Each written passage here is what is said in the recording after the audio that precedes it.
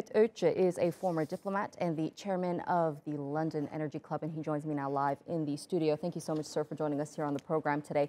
A lot has been happening within the past 3 weeks now of Europe and the West sanctioning Russia, particularly attacking its economy. We're seeing Russia banning the export of some commodities, around 200 actually commodities, to the West. What implication is this going to have on Russia and the EU? Well, that's a total economic warfare being waged on both sides. I don't think there is going to be any winner in that, because if you look at the oil prices, gas prices spiking incredibly, and food prices on which we depend heavily for Russia and Ukraine, almost 30% of wheat around the world comes from Russia and Ukraine. And the prices went up significantly. This is a terrible news, of course, for especially vulnerable countries like us as well. We depend 80% on Russian and Ukrainian grain in our imports. Oil prices somehow reversed now. It went up to $139 per barrel, but now it's around $100. But this is going to go up again. It's likely to persist these swings, extreme swings in prices. Copper prices, aluminum prices, natural gas prices, 5 times increase. I don't think that the world economy can stand that. On the Western side, of course, all the sanctions imposed on Russia will have unintended consequences for West as well. It's boomerang effect, but also for poor third countries, which have nothing to do with this conflict. So it's going to contract the world economy, trade, investment, technology exchange. There is no end in sight. Huge uncertainty. Right, and we're actually seeing the West and the EU be very careful in blocking a complete block on energy and gas imports from Russia, given that it heavily relies on the energy sector in Russia. Do you think that the member states of the European Union are on the same page when it comes to sanctioning Russia, given that it affects different countries in the blocs differently? Well, U.S. is comfortable. It has its own, oil and gas reserves, coal, nuclear, what you have. Its dependence on Russia is about 3% in terms of energy supply, whereas for European Union, 40% in gas, 26% in oil, and more on commodities, of course.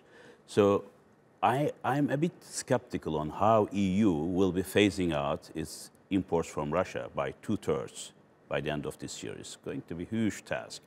But now Saudi Arabia, United Arab Emirates, some other countries, perhaps Venezuela, Iran in the future, could boost their production to make up the difference, because Russians are selling about 5 million barrels per day.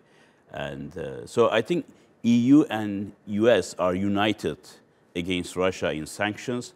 But when you come to the reality, how it's going to apply, I believe that there will be some discrepancies and disagreements on how it's going to be applied. And China might come in to the picture, of course. That was going to bring me to my next question. China is a big player in the game. How can we see China change the course of this economic conflict, if you will, between the West and Russia? China is a little bit like Turkey, actually. China has good relations with Ukraine and also Russia, and it has bigger geopolitical and economic ambitions in the world. I don't think it wants to piggyback with Russia, this adventurous policy as seen by perhaps Beijing of Russia, but they cannot also be seen as not helping Russia, because in the future they may need. There's a marriage of convenience right now between Beijing and Moscow, and they know that West is trying to contain both. So there's a solidarity in this respect. But when it comes to the final decision-making, when China will be also hurt, as we see happening, I think they have to make a choice. Perhaps this is the only country in the world which can impact decisions of Putin. And we have to see at what stage they will come into picture. But I don't think that they will break all the sanctions and also provide weaponry to Russia.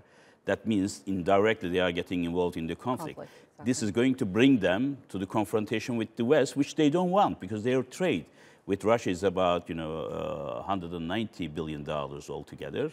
But this is an $18 trillion economy depending heavily on global flows of trade and investment. So they cannot risk to be excluded or to be subject to sanctions. Mm-hmm.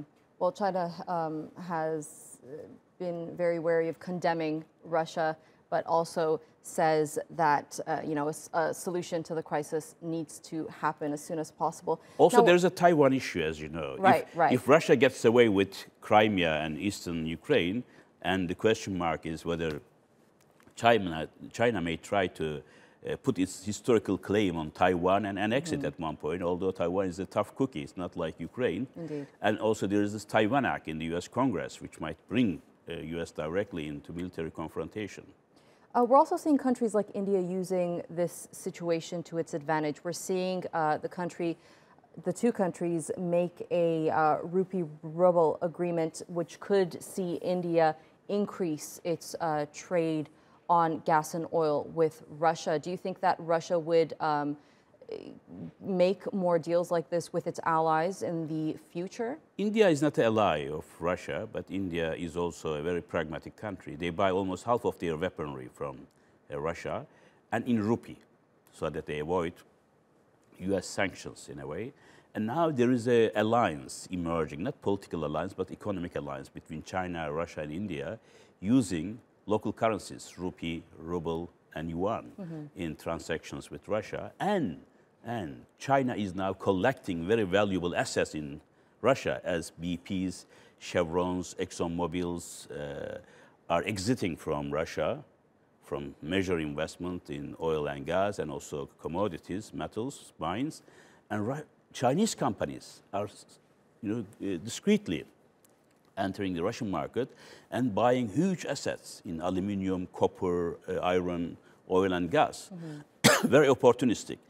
I wonder whether Indians may try to do the same thing, but definitely in Asia, these sanctions are not working.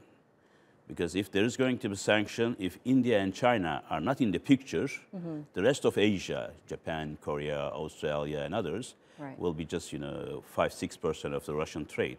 And they are not so important. So you have to bring in board China and India if it's going to be effective. It's going to be interesting to see how this all plays out. Mehmet Ogutcu, thank you so much for joining us here on TRT World and sharing that insight with us. My pleasure.